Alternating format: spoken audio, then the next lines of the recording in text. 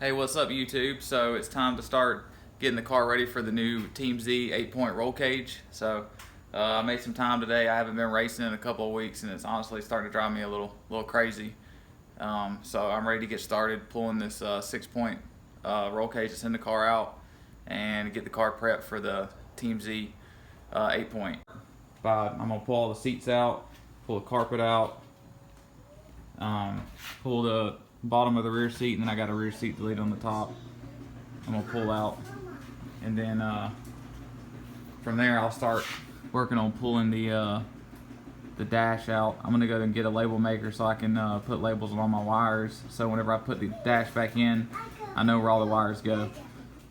I haven't showed you guys the new Team Z roll cage yet, but there it is. It's not really a lot to look at right now, but it's gonna be really nice once it's in the car.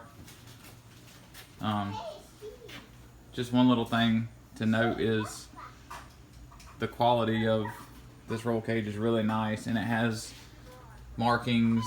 I don't know. I think that markings where they bent the tubing, but they also they labeled what bar goes where. So like this bar right here is the A-pillar roof bar, and then I believe both sides up here it is, so it's the driver's side. So I mean it's labeled on what side and what the bar is.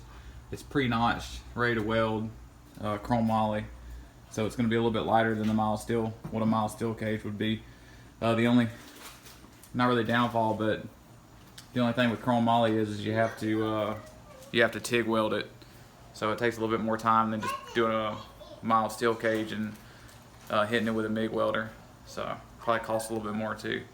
So I'm gonna work on getting this stuff pulled out of the car, and we'll go from there.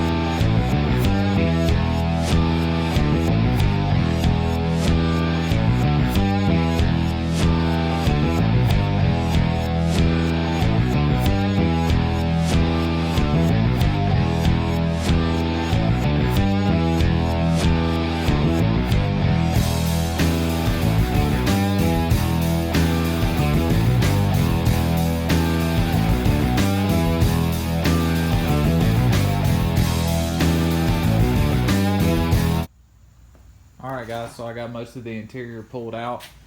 The only thing I have left to pull out is the dash. I just went and got a label maker so I can label my wires so I remember where the wires to all the gauges go. So I'm going to get that done next, but as you can see, the rest of the car is pretty much bare.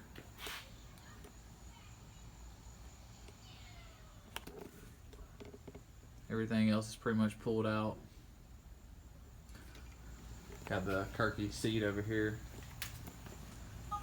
the back seat, all the interior stuff. There's a carpet. There's my ABS rear seat delete, the top part, and then there's the other Kirky. So I'm gonna get started on this dash. Hey guys, so it's day 2 of fighting with this thing. I didn't get a time lapse of taking the dash out, but it was a pain. It's kind of hard to find some of the bolts to hold the dash in. It's the second time I've done it, but even with it being the second time, it was still kind of challenging to take it out, and I had a bunch of wires I had to move and move around, so when I pulled it out, it wouldn't pull the wires with it, but it's out now. This thing's pretty heavy. I bet it's like 45 pounds. It might be a little bit heavier than that even. So I'm going to try and cut some weight out of it while the car is getting the cage. But there's the carpet. The carpet's 17 pounds. I got curious and weighed that. All that stuff's still laid out right there. As you can see, the car is stripped down now. I pulled the, there's a blanket that sits on the firewall up there. I pulled that off. That's supposed to be like 15 pounds as well. I'm not going to put it back on. It makes it a lot easier to get everything with that firewall blanket removed. And I know that I'll get a little bit more heat in the car not having it up there, but it's not something I'm worried about. I got the main harness zip tied up out of the way. I've zip tied all of my wires that I did leave in the car up out of the way, so when I get this thing over to Rusty at Boar's Nest Fabrication, you know, he won't have to move anything. You know, really have to move a lot whenever he gets ready to put the new cage in. But anyways, I got to get in here and start grinding on these welds. Thankfully the welds aren't all the way around the plates, so hopefully I can get this thing out in one piece. Alright guys, so the 6-point roll cage is out of the car. I was trying to grind around these plates, grind the welds, and not have to cut the cage, but I couldn't get behind the cage right here to cut these welds, so I had to pull out the old trusty Sawzall and hack it out. I hacked it as close to the welds as I could, so maybe it'll be reusable. Got to get these plates out of here because the new cage comes with new plates, 6x6 plates. But here it is. And it's heavier than I remember. This thing's freaking, I mean, it feels like it's 60 pounds. It's heavy. Very heavy. And also because it was a 6-point, this tubing is really, really big. That's another reason why it's so heavy. But the new cage is going to be chrome moly. You can see back here, I've shown you guys before. But the tubing is a lot smaller on it because it's an 8-point. It doesn't have to be as big. So I'm gonna get the grinder and start grinding these welds and get these plates out of here. But there's the inside of the car all tore down.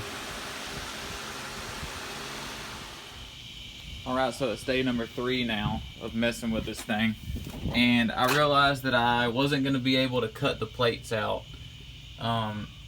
Over here on the inside corner of the plate there's a lot of weld, and I kind of decided that it would be easier to just leave the plates in here, and if they're not lined up right, the cage kit came with more plates. I could always add the plates in wherever they need to be at for the cage to weld to. So what I did is I cut these plates down as flat as I could, just so they're smooth, and if the new cage needs to be welded to them, it can be. But it took a lot of time. I did it all 4. You can see right there and over there as well. It took a lot of time and a lot of cut off wheels and a lot of mess in the car. I've shot back most of it up, but it was really, really dusty in here afterward. So my next step is I'm gonna try and find some dry ice. Supposedly if you put dry ice on this sound deadening in here and let it sit there and get cold enough, this stuff will just pop right up off the floor. Because what I did in the past to do the torque box reinforcements is I used a torch and a scraper, and it gets it off, but it leaves behind a nasty residue.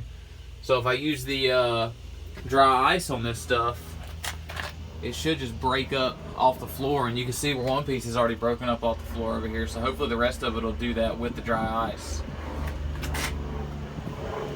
So that's the next step, is to do that.